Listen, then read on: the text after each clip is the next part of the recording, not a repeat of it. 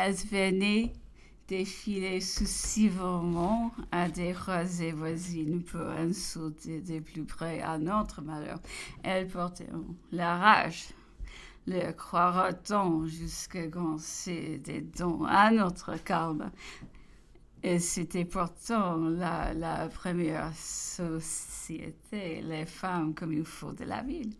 Rien aurait-il donc eu raison quand il disait si plaisamment dans les songes à l'empereur qu'on fait des Jacobins, il avait bien le droit de s'y connaître, et qui protestait que toute la différence qu'il y avait entre les noirs et les blancs était que les ont savamment porté des sabots et que les autres allaient en bas de soi.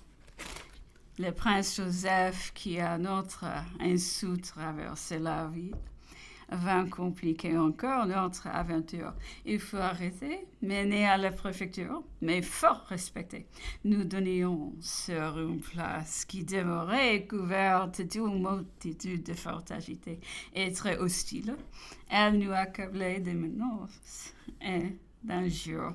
Je me trouvais connu du sous-préfet, ce qui servait à garantir que nous étions.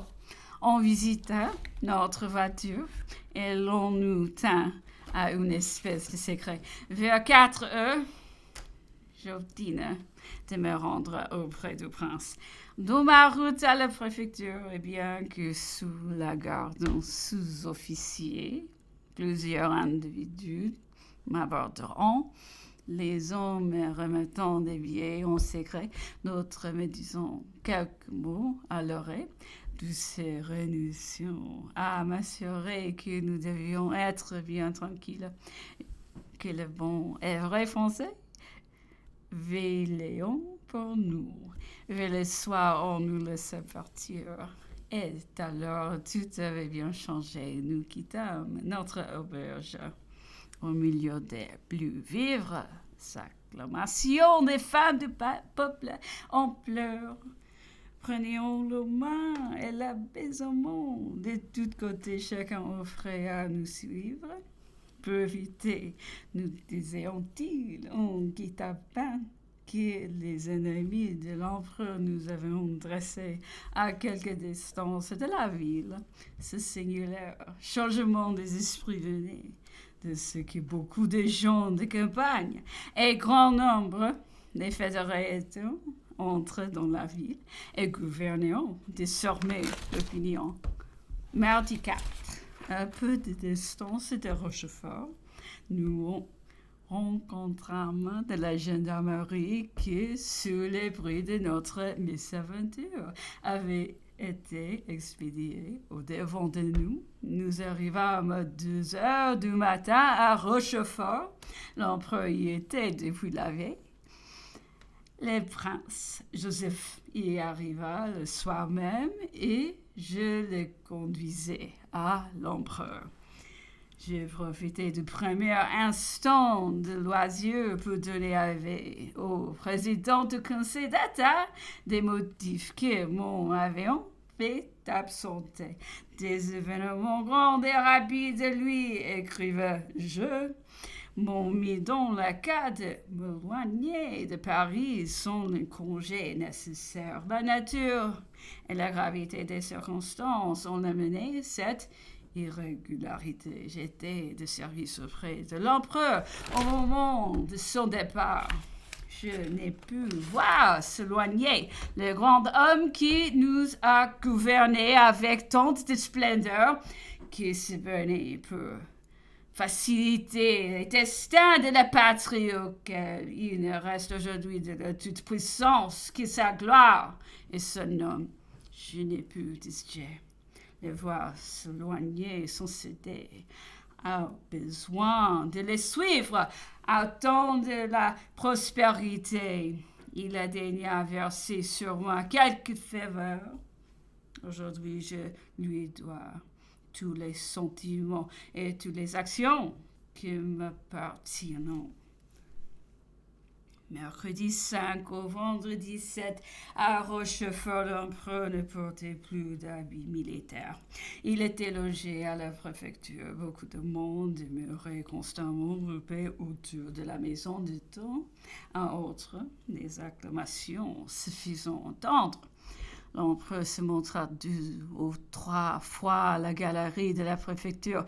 Beaucoup de propositions lui furent faites par des généraux qui viennent en personne au vent des émissaires particuliers.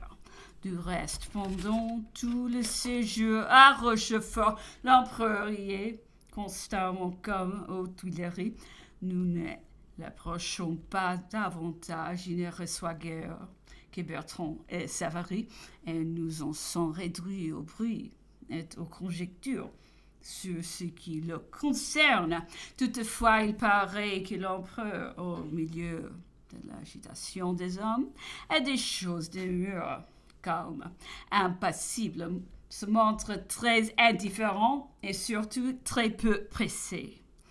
Un lieutenant de vaisseau de notre marine, commandant un bâtiment de commerce danois, vient s'offrir généreusement pour le sauver. Il propose de le prendre seul, de la personne garantie de le cacher si bien qu'il échappera à toute recherche et offre de faire voile immédiatement pour les États-Unis.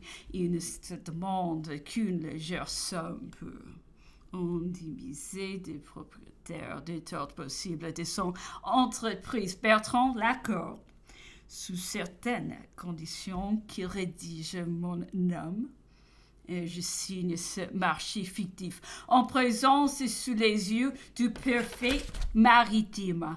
Samedi 8, l'empereur gagnera vers le soir aux acclamations de la ville et de la campagne. Il couche à bord de la salle qu'il maintenit.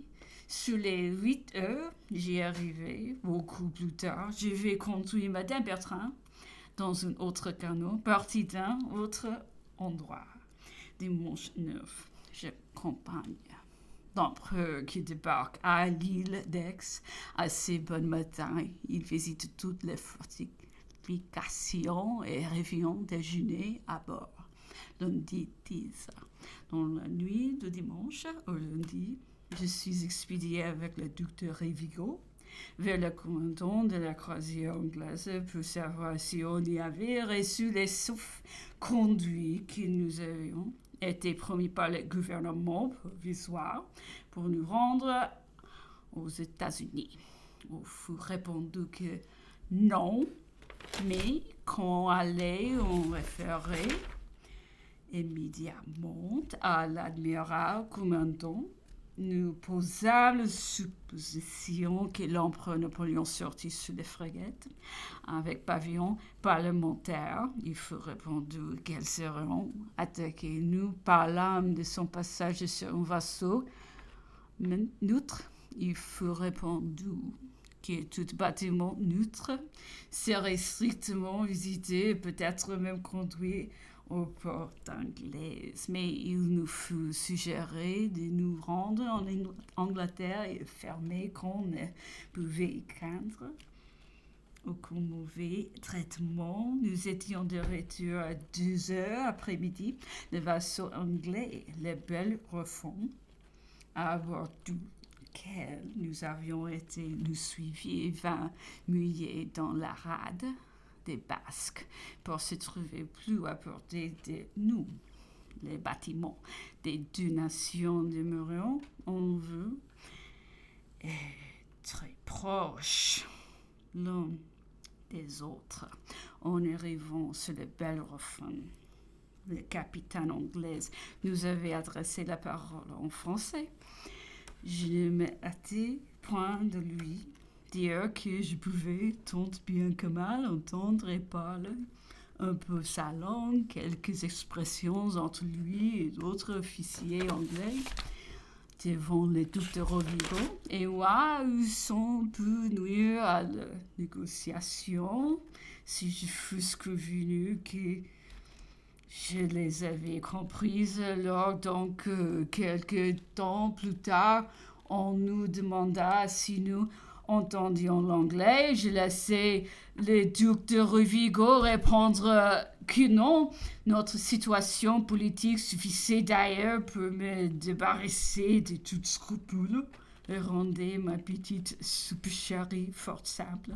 Aussi, je n'en parle que parce qu'étant demeuré depuis une quinzaine de jours avec toutes ces personnes, j'ai été contraint de me gêner beaucoup pour ne pas découvrir ce que je vais cacher d'abord est au fait, je disais anglais, mais j'avais la plus grande difficulté à l'entendre.